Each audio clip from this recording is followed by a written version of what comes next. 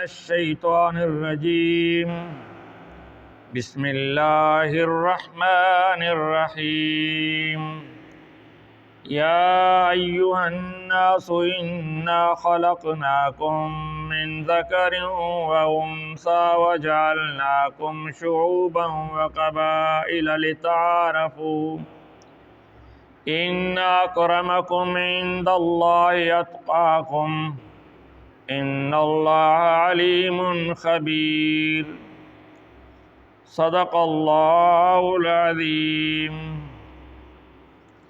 اس آیت میں اللہ رب ذوالجلال نے انسانوں کو فرمایا ہے کہ اے لوگو، میں نے تم سب کو ایک مرد اور ایک عورت سے پیدا کیا ہے، یعنی حضرت آدم علیہ السلام اور بی بی حوا، اور فرمایا کہ پھر تمہاری قومیں اور ذاتیں اور خاندان میں نے اس لیے بنائے ہیں تاکہ تم ایک دوسرے کو پہچانو، اور میرے پاس عزت والا تم میں سے سب سے زیادہ وہی ہے جو تقوی والا ہے۔ بے شک اللہ تعالیٰ زیادہ علم رکھتا ہے، زیادہ خبر رکھتا ہے۔ تو یہ آیت میں نے اس لیے پڑھی ہے کہ آج مجھے ایک اہم سماجی مسئلے یعنی نکاح اور جہیز کے بارے میں بات کرنی ہے۔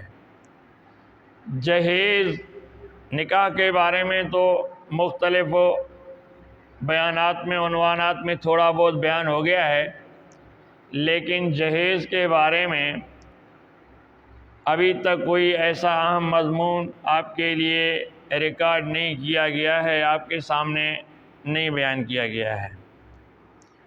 تو سب سے پہلے تو نکاح کے لیے رشتہ تلاش کیا جاتا ہے، اور مردوں کو حکم ہے کہ نیک اور با اخلاق اور شریف خاندان سے دیندار رشتہ دیکھیں۔ اسی طرح لڑکی والوں کے لیے بھی لڑکے کی یہی صفات بیان کی گئی ہیں۔ نکاح کے لیے اکثر لوگ جو آج کل ہم دیکھتے ہیں، کوئی دولت کو ترجیح دیتا ہے، دولت مند کے ساتھ اپنی رشتہ داری جوڑنا چاہتا ہے، کوئی خوبصورتی کو دیکھتا ہے، اور کوئی عہدے اور اونچے خاندان کو دیکھتا ہے۔ لیکن نبی اکرم صلی اللہ علیہ وسلم نے جو ہمیں بتایا ہے، نبی نے فرمایا کہ تم نکاح کے لیے دینداری اور شرافت کو دیکھو۔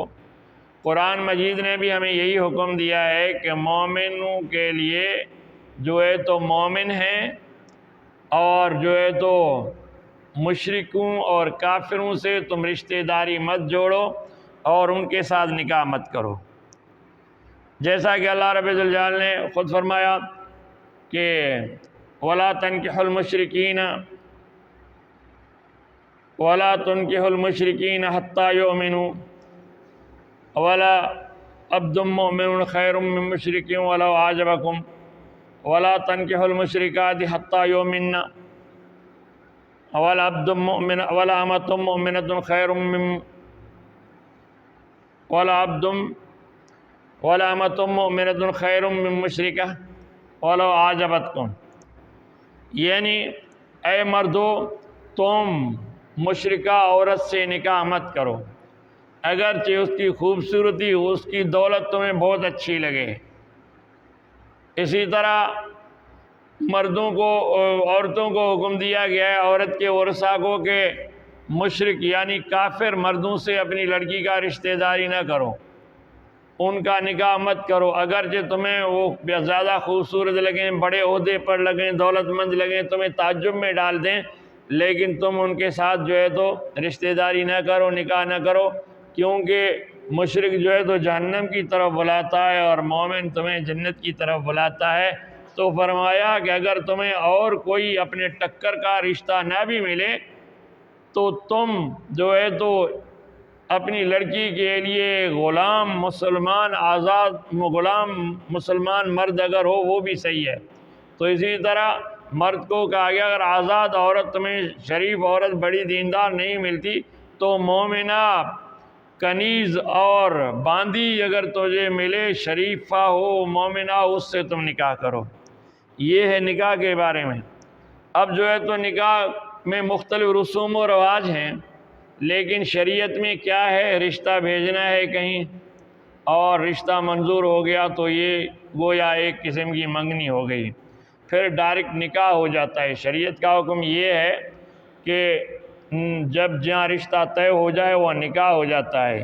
یہ جو ہم نے رسوم رکھے ہیں، منگنی ہے، مایوں ہے، مہندی ہے، فلان ہے، مختلف ایک دوسرے کو دیکھنا ہے، ایک دوسرے کی دعوتیں کھانی ہیں، یہ چیزیں ہم نے اپنی طرف سے رکھی ہیں۔ شریعت ان تکلفات کو نہیں مانتی، تو اسی لیے ان تکلفات میں پڑے بغیر اب نبی اکرم اور صحابہ کرام کا طریقہ کیا تھا؟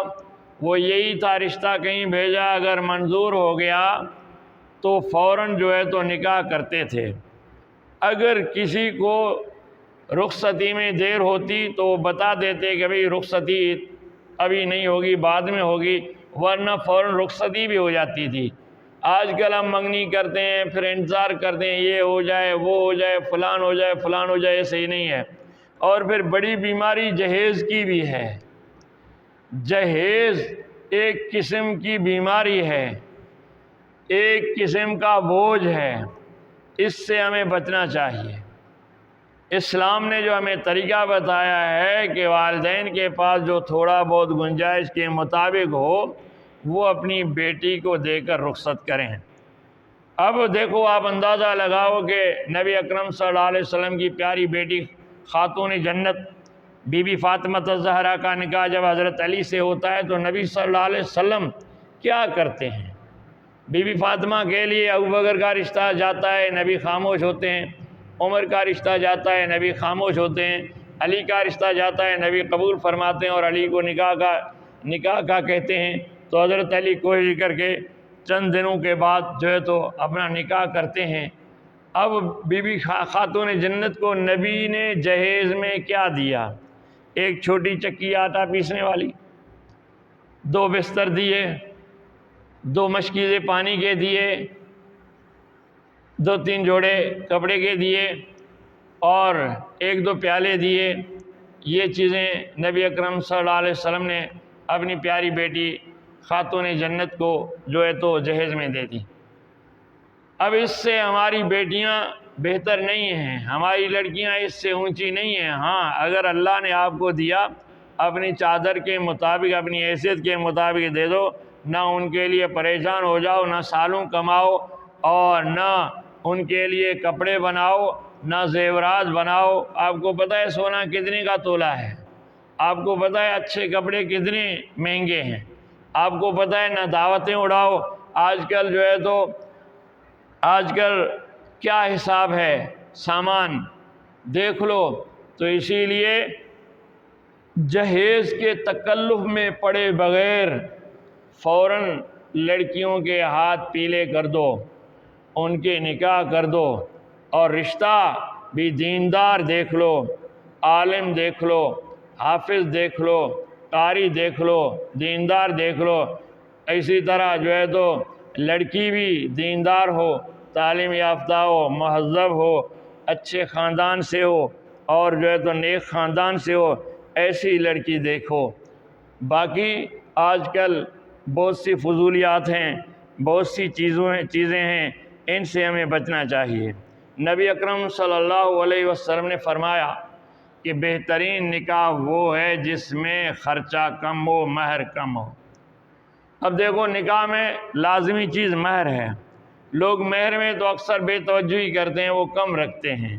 یہ جہیز وغیرہ نہیں ہے، لوگ جہیز پر بڑی توجہ دیتے ہیں، بری پر بڑی توجہ دیتے ہیں، اور اگرچہ بری کی جو ہے تو اہمیت بھی ہے اور شوہر کو اپنی ہونے والی بیوی کو دینا چاہیے، مہر دینا چاہیے، بری میں جتنا ہو سکے وہ دینی چاہیے، لیکن جو لڑکی کے والدین پر جو جہیز کا بوجھ ہے وہ کم سے کم ہونا چاہیے۔ آج کل ایسے لڑکے پیدا ہونے چاہیے، ان کے والدین ہونے چاہیے جو بالکل کہہ دیں کہ بھئی ہمیں کوئی جہیز نہیں چاہیے۔ دیکھو، ایک آدمی اپنے جگر کا ٹکڑا، اپنے گھر کی رونق، اپنے گھر کی زینت 20-25 سال تربیت تعلیم دیتے ہوئے اور اس کے اخراجات اٹھا کر پال پوس کر جوان لڑکی آپ کے نکاح میں دے رہے ہیں، تو پھر اتنی قربانی دے رہے ہیں، آپ پھر اس سے جہیز کی امید لگائے بیٹھے۔ ایسا نہیں ہونا چاہیے۔ یہ جہیز کتنے دن چلے گا تمہارے گھر میں؟ کیا تم خود مرد نہیں ہو؟ خود نہیں کما سکتے ہو؟ بہت سے ظالم تو ایسے ہیں کہ جو ہے تو ہمیں اگر کاروبار اتنے کا کروا کے دیں گے تب ہم نکاح کریں گے، تب ہم شادی کریں گے، تب رشتہ کریں گے۔ بہت غلط ہے، اس سے ہمیں بچنا چاہیے۔ پھر کچھ قبیلوں میں لڑکے والوں پر زیادہ بوجھ ڈالا جاتا ہے، ہر چیز کا بوجھ لڑکے والوں پر ڈالا جاتا ہے، یہ بھی صحیح نہیں ہے۔ اور کچھ قبیلوں میں ہر چیز کا بوجھ لڑکی والوں پر ڈالا جاتا ہے، یہ بھی صحیح نہیں ہے۔ اور کچھ قبیلوں میں باقاعدہ لڑکی کا ریٹ لگایا جاتا ہے، یہ بھی صحیح نہیں ہے۔ کچھ قبیلوں میں جہیز کی لسٹ دی جاتی ہے، یہ تمام چیزیں غلط ہیں۔ تو اللہ تعالیٰ نے فرمایا، تو اسی طرح نکاح بھی جو ہے تو ایک ذمہ داری ہے۔ اب جو ہے تو قرآن مجید میں ہے کہ وَأَنكِحُوا الْأَيَامَ مِنكُمْ وَالصَّالِحِينَ، تم میں جو نکاح کے عمر کو پہنچ جائیں اور نکاح کی جن کو ضرورت ہو ان کا نکاح کرایا کرو۔ جو نکاح میں دیر کرتے ہیں گنہگار ہوتے ہیں، چاہے لڑکے والے ہوں یا لڑکی والے ہوں۔ ہاں اگر رشتہ نہ ملے کوئی اور مسئلہ ہو وہ الگ بات ہے، باقی بغیر کسی وجہ کے لڑکیوں کو بٹھائے مت رکھو، لڑکوں کو کنوارے گھومنے نہیں دو۔ جہاں مناسب رشتہ ملے، تمام مسلمان بھائی ہیں، اگر اپنے خاندان میں ملے، برابری میں ملے تو اچھی بات ہے، اس کو بھی پسند کیا گیا ہے۔ اگر خاندان میں برابری میں نہیں ملتا تو دوسری برادری میں اگر اچھا رشتہ ملتا ہے تو اس سے نخرہ نہیں کرنا چاہیے۔ باقی نکاح کا ایک اصول یہ ہے کہ اگر سامنے والا اپنے سے کم حیثیت والا ہو تو آپ کے لیے یہ اچھا ہے، اور آپ سے اگر زیادہ حیثیت والا ہوگا تو آپ کے لیے اچھا نہیں ہوگا۔ ہو سکتا ہے کہ وہ جو ہے تو اپنی اہمیت جتائے، رعب جتائے، تو اسی لیے بہتر یہ ہے کہ دونوں برابر ہوں۔ برابر نہ ہوں تو دینداری میں برابر ہوں اور شرافت میں برابر ہوں۔ باقی اگر اونچ نیچ ہو جائے تو کوئی حرج نہیں ہے، کوئی فرق نہیں ہے، اور تمام مسلمان بھائی ہیں ایک دوسرے کے۔ اللہ تعالیٰ نے جو ہے تو قوم قبیلے صرف پہچان کے لیے بنائے ہیں، تو اس طرح جو ہے تو نکاح کرنا چاہیے۔ اور جو نکاح نہیں کرتا وہ گناہ کرتا ہے، اللہ بھی اسے معاف نہیں کرے گا کہ جب تیرے پاس حلال کی طاقت تھی تو انہیں حرام کیوں کیا۔ یا شادی شدہ لوگ جو غلط کام کریں، حرام کاری کریں، اللہ ناراض ہوتا ہے، اس کا بہت بڑا گناہ ہوتا ہے۔ دیکھو ایک آدمی کے پاس پیسے ہیں، وہ بھوکا ہے، کھانا نہیں کھائے بلکہ چوری کر کے کھائے، ڈاکہ ڈال کے کھائے، یہ بہت غلط اور گناہ ہے۔ حلال چیز ہو حرام کھائے، یہ بہت گناہ ہے، اس سے ہمیں بچنا چاہیے۔ تو والدین کو جو ہے تو جتنا اپنی حیثیت کے مطابق گنجائش ہو اپنے بچی کو دیں، رخصت کریں۔ باقی یہ جہیز کا رسم ہم میں ہندوؤں سے آیا ہے، ہندو دیتے ہیں کیونکہ وہ ملکیت میں حصہ نہیں دیتے۔ اللہ تعالیٰ نے قرآن مجید میں لڑکیوں کا حصہ رکھا ہے، ان کو حصہ ملے گا لیکن بھائیوں کے مقابلے میں آدھا ملے گا، تو اسی لیے وہ نکاح کے ٹائم جہیز دے کر جو ہے تو خود کو فارغ سمجھتے ہیں کہ اب بیٹی کا حق ادا کر دیا ہے، لیکن ہم مسلمانوں میں ایسا نہیں ہونا چاہیے۔ اس طرح جو ہے تو بہت جہیز بھی غلط ہے اور دیر تک بٹھائے رکھنا بھی غلط ہے، یا جو ہے تو اچھے سے اچھے رشتے کی تلاش میں وقت ضائع کرنا بھی غلط ہے۔